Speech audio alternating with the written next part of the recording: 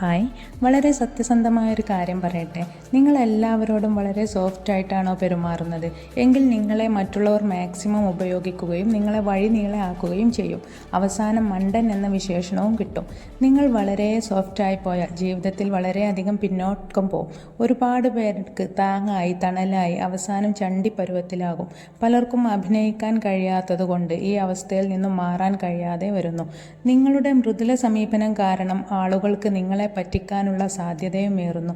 ഉദാഹരണത്തിന്, നിങ്ങളിൽ നിന്ന് ഒരാൾ ക്യാഷ് വാങ്ങിയിട്ട് പറഞ്ഞ സമയത്തിലൊന്നും തിരിച്ചു തരാതെ നിങ്ങളായിട്ട് കളിപ്പിക്കുകയാണെന്ന് വിചാരിക്കൂ. നിങ്ങൾക്കാണെങ്കിൽ അവരോട് കട്ടിയായിട്ട് ചോദിക്കാനോ പറയാനോ പറ്റുന്നില്ല. ഈ അവസരത്തെ അവർ മുതലെടുക്കും.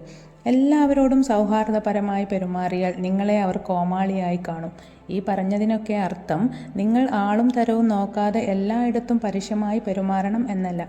നിങ്ങളുടെ കുടുംബ ബന്ധങ്ങളിലൊക്കെ നിങ്ങൾ സൗമ്യനും മാന്യനും ആയിരിക്കണം. നിങ്ങൾ അതിർവരമ്പുകൾ വെച്ച് നിഷ്കരുണം പ്രവർത്തിച്ചാൽ ആ ബന്ധങ്ങളിൽ മുറിവേൽക്കും. സ്വന്തം അമ്മയോടും അച്ഛനോടും ഭാര്യയോടും ഭർത്താവിനോടും മക്കളോടുമൊക്കെ ആർക്കാണ് എല്ലാ കാലവും ക്രൂരമായി പെരുമാറാൻ കഴിയുക?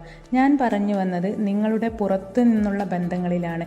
പുറത്തു നിന്നുള്ള എല്ലാ ബന്ധങ്ങൾക്കും നിങ്ങളൊരു അതിര് വെക്കുക. അനാവശ്യമായി ഒന്നിലും ഇടപെടാതിരിക്കുക. ആരോടും വെറുപ്പ് മനസ്സിൽ വെക്കേണ്ടതില്ല. നിങ്ങൾക്ക് വിലയുള്ളിടത്ത് മാത്രം നിങ്ങൾ സമയം ചെലവഴിക്കുക. നിങ്ങളെ ചവിട്ടിത്താഴ്ത്തുന്നിടത്തോ മനസ്സിലാക്കാത്തിടത്തോ ബഹുമാനം തരാത്തിടത്തോ നിങ്ങൾ മാന്യമായി പെരുമാറാൻ നിൽക്കേണ്ടതില്ല. നിങ്ങളുടെ വിലപ്പെട്ട സമയവും നിങ്ങളെ അംഗീകരിക്കുന്നവർക്കും നിങ്ങൾക്കു മാത്രമായി ചുരുക്കുക. നിങ്ങൾ സ്ട്രോങ് ആയിട്ടിരിക്കുക. മൃദുവായി പറയുക, പെരുമാറുക. നോ പറയേണ്ടടുത്ത് നോ തന്നെ പറയുക. ഒഴിവാക്കണമെന്ന് തോന്നുന്നവരെ ഒഴിവാക്കി ദൂരെ മാറി നടക്കുക. Bye motivation Malayalam.